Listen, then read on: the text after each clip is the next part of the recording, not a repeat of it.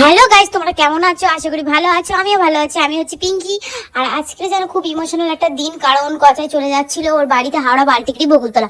আসলে আমার মা এদিকে ধোয়াও করে নিচ্ছিল।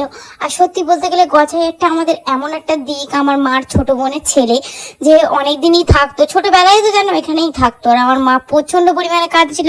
আমার দিয়ারানিও যখন চলে যায় তখন আমার মা, আমার বাবা সবাই প্রচন্ড পরিমাণে কাঁদে দিয়ারানি থেকে। খুব ইমোশনাল, কারণ দিয়ারানির ছোট্টবেলা থেকে এখানে মানুষ।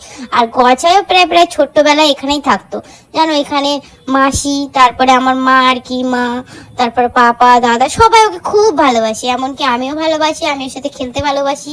তারপরে আমার দিয়ারানি তো প্রচন্ড পরিমাণে খেলে। আর জানো, আমার থেকে বেশি গছায় ওকে আগলে রাখে বেশি। আমি দেখেছি এই জিনিসটা, যে গছায় ওর সাথে খেলা করতো, ওকে আগলে রাখতো, ও সব কিছু বুঝতো।